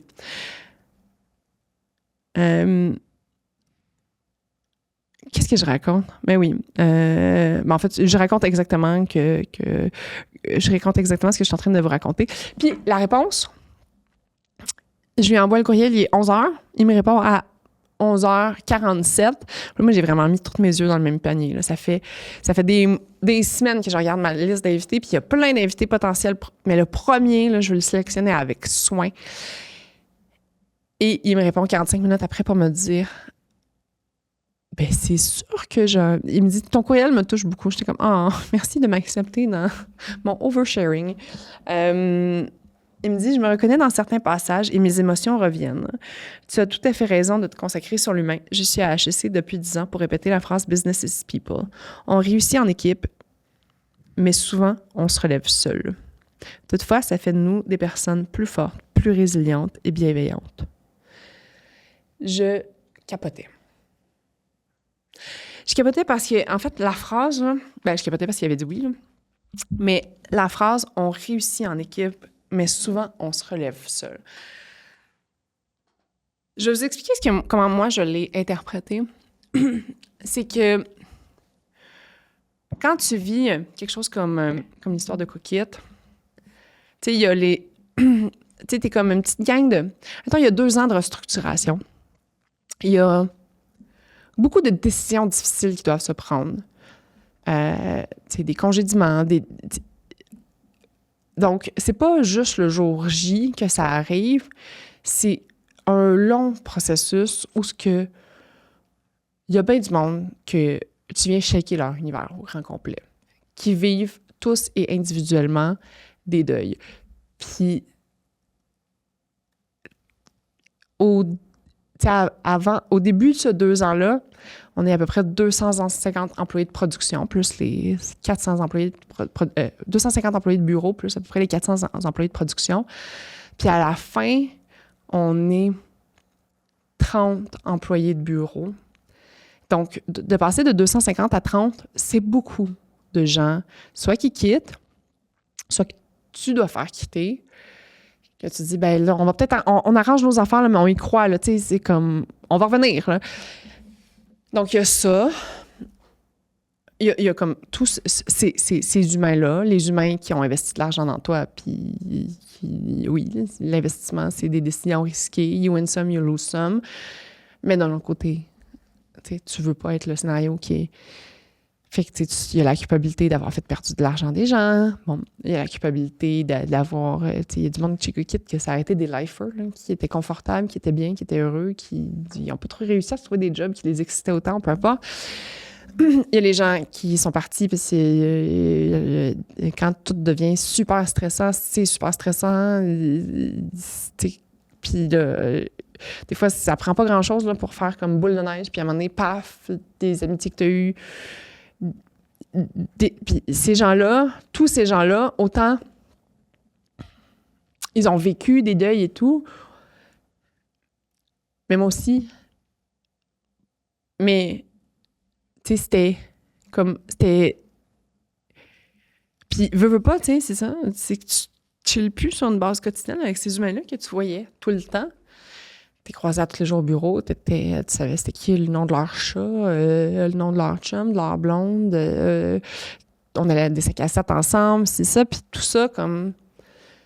Puis même les employés qui restent jusqu'à la toute fin, il y en a une 20-30, mais après ça, tu sais, moi, je reste pas avec la compagnie, mais ma job est déjà prise, je reste pas. Il y en a qui restent, ceux qui restent, c'est comme, OK, bon, mais là, faut que j'aime Cookit, mais c'est un changement, c'est...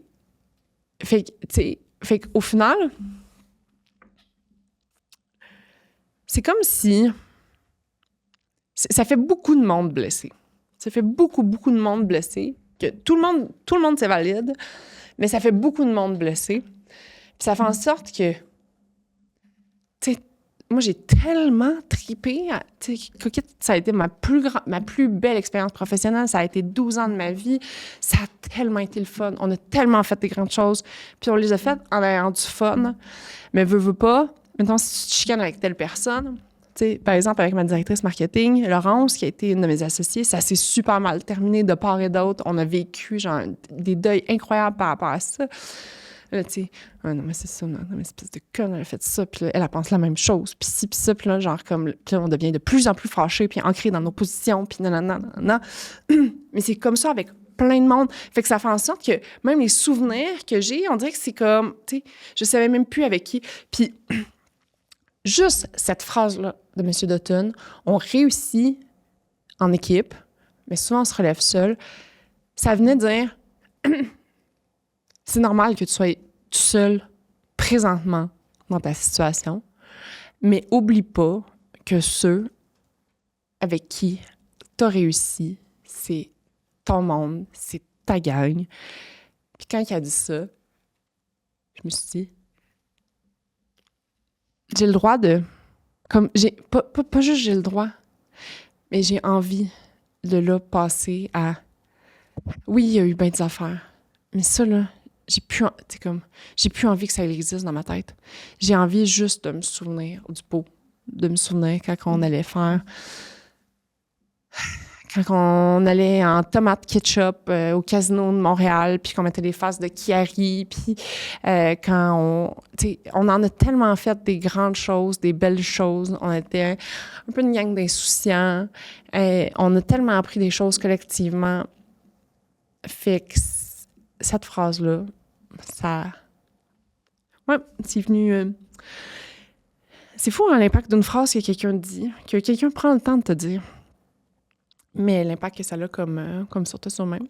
Fait que depuis ce temps-là, j'ai décidé de ne plus être dans la colère par rapport à personne, pas en vouloir à personne, puis juste être dans l'amour et dans la gratitude. Puis ça veut pas dire que je suis obligée, comme, tu sais, on n'est pas obligé d'aller souper à tout, comme...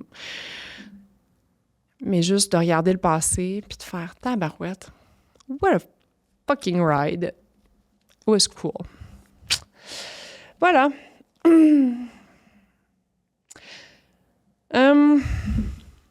Ouais. Ben, là, on en a. Là, il y a 3 épisodes qui sont sortis. Monsieur Fitzgibbon qui est sorti pour vous la semaine passée, pour moi la semaine prochaine. Et on en a quand même tourné quelques-uns. On en a, je pense, 7-8. On a Pierre Fitzgibbon, que vous avez entendu. Quelle chance, quand même. Moi, je dis que je suis chanceuse. C'est drôle parce que... Ben, c'est pas drôle, là, mais c'est parce que avant qu'on rentre dans le tournage, j'ai demandé à Mathilde et à Nicole, j'étais comme, qui est vraiment bon, qui fait des podcasts en solo? Puis elle m'a répondu 100% de j'ai du temps. Puis j'étais comme, ah ouais, pourquoi? Puis elle était comme, tu sais, elle dit, il est tellement drôle parce que, de un, il est super authentique, il va checker ses affaires, comme, tu sais, si. Bon. Puis il est comme, tu sais, il est tellement genre, tu sais, comme, c'est pas ça qu'elle a dit, mais tu sais, c'est comme un petit poussin, là, j'ai du temps, là. Puis elle est comme, puis il est tellement comme dans la gratitude. Je suis tellement chanceuse. Je me suis réveillée ce matin, puis comme, regarde la table, comment c'est beau. Puis fait que à cause qu'elle a dit ça, je me suis mis dans un mode gratitude. Fait que, Mathilde, si tu veux, il faudrait que tu viennes à côté de mon lit à tous les matins à 4 heures pour me dire « Sois dans la gratitude aujourd'hui. » Non, tu peux dormir. C'est bon. C'est dans 20 ans, ça, que tu vas te réveiller à 4 heures du matin pour finir tes affaires. Fait que, qui on a fait? On a fait Nicolas Duvernois, mon grand ami que j'adore, qui va sortir comme... on voulait parler de sa pause professionnelle. Moi, je voulais son comeback. Mais ça a été une discussion où on est allé, moi puis Nick, partir d'un bord puis de l'autre, puis à gauche puis à droite, puis remonter en haut, puis refaire ci. C'était pas linéaire comme conversation. J'ai bien hâte de voir Elisabeth Vassiello qu'on a faite ce matin. En tout cas, vraiment cool fille, vraiment que j'ai appris à déconner, je la connaissais pas. Puis avant de faire le tournage, on s'était parlé un peu sur LinkedIn, puis elle m'avait dit, tu sais, je suis une fille, qu'est-ce qui me caractérise? Ben, je suis quand même assez loin de mes émotions, puis quand elle a dit ça, j'étais comme, de quoi on va parler? T'sais? Moi, je veux parler beaucoup de l'humain et à la business. Puis là, je reçois une roche géniale! Moi, avec mes Kleenex, puis sérieusement en mode roche. Puis au final, je pense que ça a été une des discussions les plus humaines. Oui, on a parlé de la business, mais on a parlé beaucoup de l'humain en tant que tel. En fait, l'affaire, c'est que on n'a pas des parcours qui se ressemblent pas du tout, mais on a vécu certaines des grandes étapes de notre vie récemment, dont la séparation, la garde partagée, etc., et tout ce qui vient avec ça. Et surprenamment, on est tombé dans ce sujet-là, puis ça a pris, tu sais, c'est comme... on savait que c'était un peu... On n'était pas sûr à 100% ni l'une ni l'autre qu'on voulait aller là.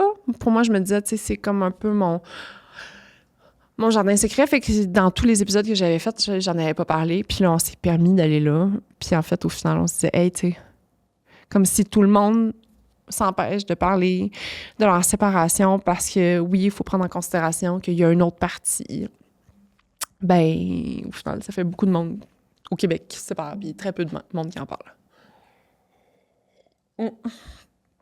Mais très cool conversation. J'ai eu un très beau coup de cœur pour cette fille-là.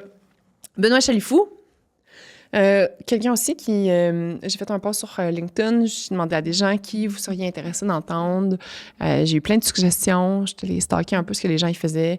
Benoît Chilifou, ça me tentait, ça faisait longtemps que j'entendais son nom. C'est un expert en résilience, il serait pas content là, de savoir que comme je peux pas dire exactement c'est quoi son expertise. Je vais le regarder pendant ce temps-là. Mais on a eu au final une conversation sur la résilience. OK, je l'ai. Conférencier, speaker, soft skills. Ah oui, c'est ça. C'est sur les soft skills. Puis je me souviens plus c'est quoi des soft skills. Mais non, mais tout ce qui est justement là, les qualités humaines, mais justement l'empathie, la vulnérabilité. Benoît, veux-tu commenter, s'il vous plaît, c'est quoi ton expertise dans les commentaires? Conversation super intéressante. On a parlé beaucoup de résilience, justement, puis une des affaires qui... Cette conversation-là, j'ai vraiment hâte de la entendre. Ça fait un petit bout que je l'ai eue. Ça fait partie des conversations qui ont fait beaucoup, beaucoup de bien à mon cœur. On est allé, lui aussi, dans des sujets, tu sais, il venait pour partager un peu son expertise, puis nous donner des... Bon, nous partager son knowledge, là. Puis au final, on a parlé du deuil qu'il a vécu, lui, avec son très jeune frère. Une chose qu'il n'avait pas partagée publiquement jamais. Fait que... conversation très le fun. Il me semble que la séquence des mots se dit mieux, là. Mais puis, une des choses qu'il m'a dit, qui a beaucoup résonné, c'est quand il parlait de la résilience. Puis il me dit, en fait, Judith, la résilience, on a étudié, tu sais, comme il y a des scientifiques qui se sont penchés sur la résilience, puis qui genre, une des caractéristiques des gens qui sont extrêmement résilients, ce sont des gens qui sont capables d'être agiles. Fait que, tu sais, mettons, tu fais des plans, puis quand tu fais des plans, la vie s'en charge un peu de les défaire au fur et à mesure. Fait que tu sais, le plan, il est comme ça, puis finalement, tu t'en vas comme ça.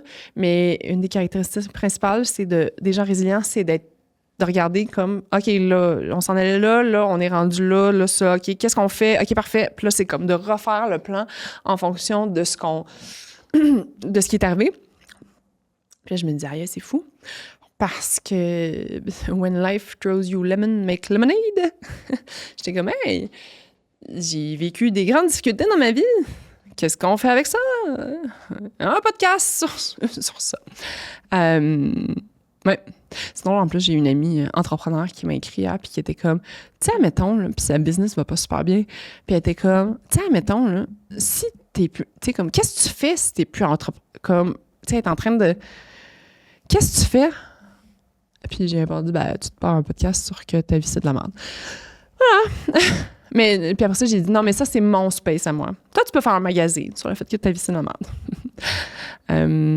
Regardez, je suis drôle, je vous l'avais dit. Non, mais j'entends Mathilde, là, c'est comme, merci pour la validation. Après ça, j'ai eu Francis Blais. C'est quelque chose que j'ai vraiment hâte que vous entendiez. Francis Blais, c'est mon associé que j'ai eu dans Menu Extra. Chef extraordinaire, humain extraordinaire. On a beaucoup parlé de son parcours. Il a gagné Top Chef. Puis, en fait, pas la thématique, mais j'avais envie d'apporter des partners. Tu sais, on a fait l'acquisition de Menu Extra. Ça s'est pas très bien passé. Puis au final, c'est ça, on s'est pas fâchés l'un contre l'autre, mais évidemment, c'était pas ce que c'était. C'est pas ce que ce texte était supposé. Et, tu sais, il y avait le plan initial, puis finalement, il y avait le plan au final, puis ça a été comme un échec pour tout le monde. Fait que j'avais comme envie qu'on en parle parce que, c'est quoi, c'est 4 acquisitions sur 8, 6 sur 12.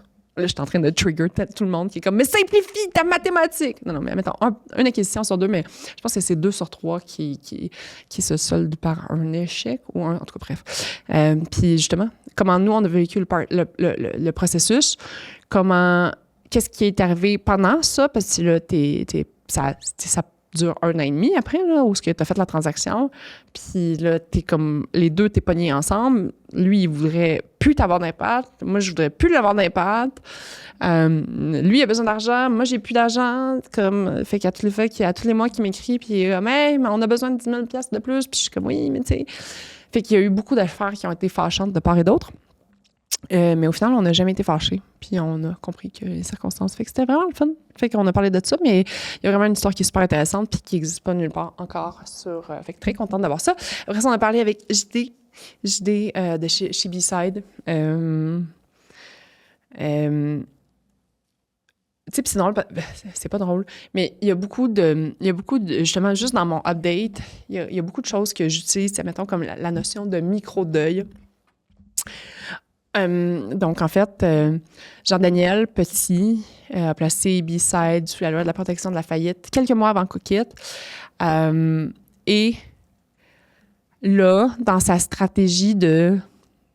Parce que finalement, bon, je vous dirai pas le punch là, de qu'est-ce qui s'est passé avec B-Side, mais finalement, là, il est comme en campagne de relations de presse. C'est une petite stratégie, mais c'est Florence Brouillard de chez Brouillard Communication qui m'a appelé puis qui m'a dit « Hey, j'aimerais ça que JD il vienne en parler avec toi. » Puis je le connaissais pas, puis quel bel humain. Puis, fait que, mettons, la notion de micro-deuil et de tout... justement, on a pu échanger sur ce sujet-là, parler comment on l'avait vécu. Fait que là, ça a été une conversation très, très faillite, qui a tourné beaucoup autour de la honte.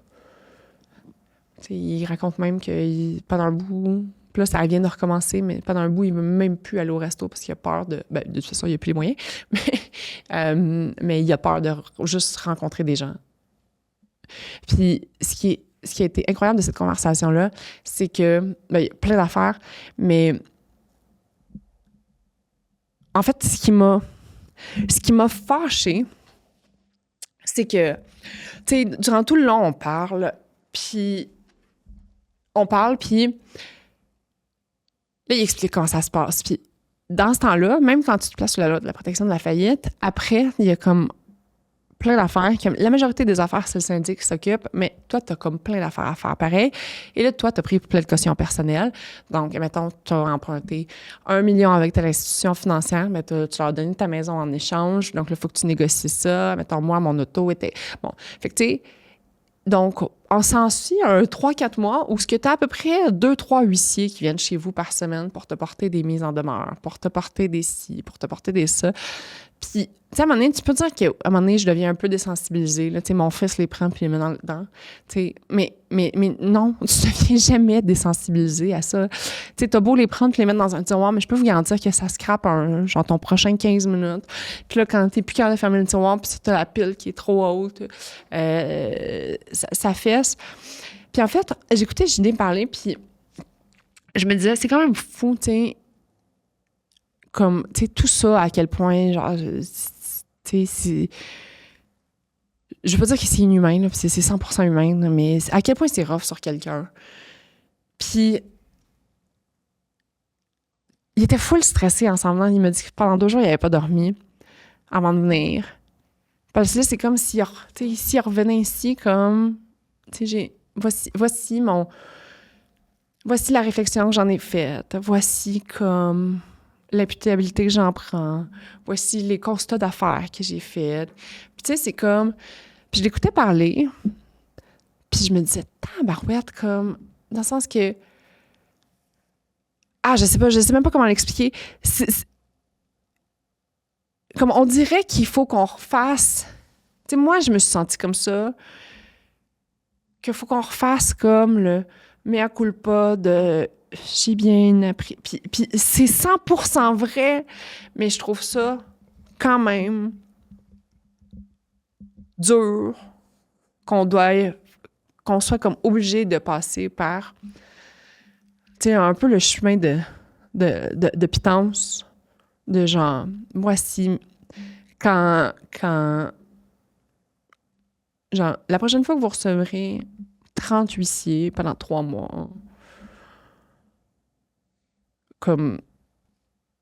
Puis il y a des affaires qui sont vraiment pires que ça, là, mais dans le sens que, genre, il me semble que ça, là, ça en est. Là. Il me semble que ça fait partie de mon chemin de pitance, là, de comme vivre ça à chaque fois. Là. Puis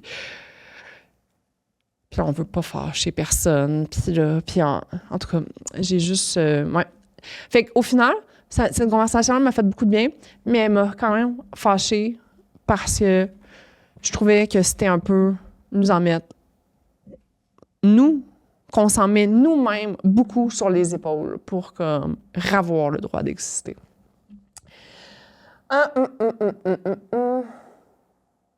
Ouais. Puis après ça, ben Florence. C'est vraiment cool. On a parlé de personal branding, une grande question que je me pose. Donc, pourquoi faire... parce que ça fait quand même partie de la stratégie du podcast, là, bâtir une audience, mais qui était comme... Puis je veux pas parler de tout. Fait que, tu sais, est-ce que, genre, j'ai un chat? Est-ce que je pose plein de contenu sur mon chat? Ou ça fait pas partie en lien avec mon personal branding? OK, là, ça a l'air vraiment tout, c'est comme ça, mais de quoi je veux parler? Dans quoi je veux être une experte? Puis de réfléchir là-dessus. Donc, super de bonnes conversations. On a parlé beaucoup de sa vie aussi. Puis ce qui est vraiment le fun, c'est que cette conversation-là a comme créé une amitié.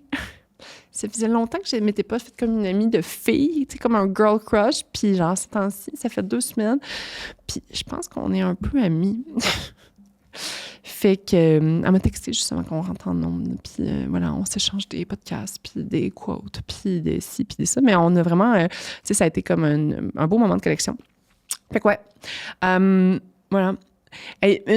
OK, attends un peu, je regarde mes notes, là, mais une des affaires que j'ai, à travers mes plein d'engagements professionnels, une des choses que je fais, c'est que je fais du coaching à HEC, à la base entrepreneuriale, à raison d'une journée par mois, donc c'est pas un gros cours d'engagement professionnel, mais je trouve ça tellement trippant parce que c'est d'être en contact avec des jeunes entrepreneurs. Et tu sais, j'ai appris 2 choses. De un, puis là, j'ai presque fini là-dessus, mais c'est juste si j'avais une question pour vous, puis si j'explique pas l'histoire, puis que je pose la question, il n'y a plus personne qui va suivre. C'est que, bon, dans la première journée de coaching que j'ai faite, je me suis dit, OK, il faut vraiment plus que j'écoute. Puis trop souvent, j'ai comme tendance à faire, à prendre une partie de ce que la personne disait, puis là, après ça, faire « Ah oui, puis là, tu pourrais faire ça, puis ci, puis ça, puis ça, puis ci, puis ci, puis là, je me suis rendu compte que mon rôle de coach, c'est vraiment de poser des questions. Puis la deuxième journée de coaching, si j'ai appris, c'est qu'on pouvait pas courir. C'est comme, dans une journée, c'est 7 rencontres de 1 heure. Donc, c'est très intense, maintenant, pour moi qui reste assis dans le même bureau puis qui rencontre une nouvelle entreprise à toutes les heures. Mais c'est que, justement, on pouvait pas aller all over the place. Mais là, dans mon bureau, la dernière fois, j'avais un whiteboard. Puis moi, les whiteboards, j'aime beaucoup ça. Fait que au final, j'ai eu comme mon crayon dans les mains toute la journée. Puis ce que je me demandais, c'est que je demandais à l'entrepreneur de comme me parler de sa business puis d'un enjeu qui le préoccupait. Puis là, après ça, on en choisissait comme juste un puis on allait vraiment deep dive. Puis je vous dirais pas, c'est comme, on a fait, mettons, il y a un ingénieur qui est en train d'avoir un nouveau produit, puis là, il se demandait comment puis c'est quoi sa stratégie de vente, puis comment le faire, puis je disais, on passe à travers tous les chiffres, puis là, on calculait les chiffres, puis c'est quoi l'économie que si telle compagnie fait ça, OK, mais là, c'est à quelle ampleur, en tout cas, bref. Puis ça, cette portion-là, je l'aimais vraiment. Fait que c'est pas un... Mais tu sais, c'est juste que j'ai eu une idée comme ça, puis je me disais, peut-être que, comme je tripe vraiment là, de réfléchir des business models, puis des trucs comme ça, puis j'aime ça garder mon cerveau en action. Je me demandais s'il y avait des gens, parce que je sais que j'ai quand même beaucoup d'entrepreneurs qui écoutent, malgré tout. Pas malgré tout. J'ai beaucoup d'entrepreneurs, même si ce n'est pas mon persona principal, mais j'ai beaucoup d'entrepreneurs qui écoutent. Puis je me demandais, est-ce qu'il y a des gens qui seraient intéressés à ce qu'on fasse des mini-épisodes de coaching, peut-être pas nécessairement live ou peu importe, mais que, tu sais, qu'on puisse prendre 3-4 entrepreneurs, peut-être genre un 3 heures, peut-être au studio, peut-être pas au studio, peut-être en Facebook Live. Is it still a thing? Mais ouais, je me disais que ça pourrait être intéressant. Où ce qu'on se fait des mini-séances de coaching où les gens peuvent participer, où on prend une problématique d'affaires, puis on la déconstruit, puis on essaie de trouver comme un outcome à la solution. Donc, mettons sur YouTube, mettons dans les commentaires, ou si vous voulez nous faire le pitch de votre entreprise, quelle problématique, qu'est-ce que ça vous tenterait qu'on explore ensemble, moi, j'aimerais vraiment beaucoup ça. Puis soyez original. Ou le soyez pas. Mais mettons, vous allez avoir plus de chance si vous êtes original, plus drôle. Mais vous n'êtes pas obligé de l'être. parce que peut-être que ça va vraiment être excitant, votre business. Mais si c'est pas excitant, puis si vous n'êtes pas original, ben là, à moins qu'on ait juste 3 personnes qui répondent, là, vos chances sont bonnes. En tout cas, voilà. Fait que c'est pas mal ça. Donc là, en conclusion,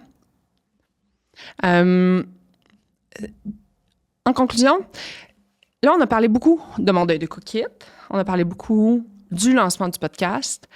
Et je vous ai dit justement, là, la structure, l'équipe, tout le monde, c'est comme ça commence à être clair, qu'est-ce que tout le monde fait. On a de l'avance avec les épisodes. Donc là, j'atteins, mettons, là, aujourd'hui, demain, la majorité du travail que je voulais accomplir. Et donc là, cette semaine, j'ai pris la décision que j'étais prête à me relancer en affaires. Fait que comme vous saviez, puis évidemment, vous avez écouté le premier épisode au grand complet, puis vous n'avez pas manqué une minute, mais comme vous saviez, dans la dernière année, j'ai approché beaucoup de salons funéraires pour voir est-ce que vous avez de la relève familiale, est-ce que vous êtes intéressé de vendre l'entreprise, est-ce que vous seriez peut-être intéressé de partner up. J'ai une collègue, Josée, qui fait des approches, on a contacté plein de monde. Ça court pas les rues. Ça court pas les rues. Donc là, j'ai l'énergie, j'ai le temps, j'ai envie. Donc, je me suis dit, je ne vais pas continuer à attendre que quelque chose arrive. Il y a des opportunités potentielles, il y a des conversations qu'on a, mais j'ai envie de commencer ça. Puis mettons, si vous avez des amis dans l'industrie funéraire qui sont comme « Hey, il n'y a personne qui va acheter mon salon funéraire. » Moi. mais bon, peut-être que vous n'en avez pas. Mais c'est ça. Donc, maintenant que le projet podcast est lancé, je vais pouvoir focusser dès la semaine prochaine à recommencer à me réinitier et mettre une grande partie de mon temps et de mon attention là-dessus. Donc, aux grandes dames de Mathilde, je t'ai répu dans ces Slack 43 fois par jour parce que je vais peut-être trouver d'autres choses à faire. Mais oui, donc là, je vais... La première partie que je veux faire, c'est vraiment... je veux faire mon MVP, donc Minimum Viable Product. Donc, ben oui, il faut construire un salon funéraire et tout. Ça, c'est pas un MVP. Construire un salon funéraire ou lancer ça, c'est la version compliquée, longue, qui coûte 10 millions de dollars. Mais qu'est-ce que je peux faire pour commencer à bâtir une communauté, avoir de l'information, commencer à donner de la crédibilité au site web. Donc, il y a beaucoup de choses que je peux faire côté web et c'est sur ça que je vais commencer à travailler dès lundi prochain. Fait que si jamais vous êtes des gens qui êtes en technologie, tout ce qui est AI, pour moi, comme je suis vraiment ouverte, j'ai parlé avec quelques personnes, mais c'est ça. Fait que des gens en technologie. Puis, mettons, j'ai pas le concept, autant qu'il y a une grande partie du concept, là, je préfère... en fait, je sais pas si je veux faire exactement le grand pitch au grand complet. Là, à un moment donné, la fille est transparente, puis comme, elle donne bien des affaires business, mais je suis pas une épaisse qui va partager son plan d'affaires de manière exhaustive non plus. Mais travailler par rapport au concept, il me manque encore quelques trucs qui sont pas là où je voudrais encore. Fait que si ça vous tente des experts en fait, je pense que le mot-clé, c'est scénographie. Donc, des experts en scénographie, communication, marketing, publicité, peu importe, design. Mais des gens qui ont envie de peut-être participer à un brainstorm ou peu importe, et plus si affinité. Et voilà. Mais, puis, je pourrais peut-être pas nécessairement répondre à tout le monde, mais comme... Si vous êtes intéressé, moi, je suis intéressée. Puis, ce que je pense que je vais faire, par exemple, c'est que je vais faire une web-série pour, justement, sur mon LinkedIn perso et sur mon Instagram perso pour que là, vous voyez vraiment le behind the scene. Donc, tu sais, qui je vais rencontrer, etc., qu'est-ce que j'ai fait dans la semaine. Peut-être pas un format, je suis pas claire encore, là. Initialement, je voulais le partager ici, je voulais le partager à chaque semaine, mais là, j'ai vraiment décidé de différencier les deux, de partir vraiment de la page, de la future business puis de faire ce contenu-là. Là. Fait que c'est ça. Donc, ça va être de vous amener dans le petit behind the scenes. Ouais. Ben, c'est pas mal ça. Hein? Je pense que j'ai fait le tour. En tout cas, j'ai fait le tour de ma liste. S'il y a des gens qui ont des questions, je sais que vous ne pouvez pas me répondre en vrai, là, mais si jamais vous avez des questions, n'hésitez pas à commenter. Je pense que c'est la place qui est le plus facile là, pour voir. C'est vraiment sur YouTube. Je les regarde tous et je m'engage seulement à répondre à 100% des commentaires YouTube. Mettons, cette fois-ci. Je ne suis pas sûre que je vais le faire à chaque semaine. Je les lis tous, mais cette semaine, je crois de bois, croix de fer. Si je vais en faire. Donc, voilà. Ben, merci de m'avoir accompagnée, d'avoir été une oreille attentive. Et bonne journée et à la prochaine!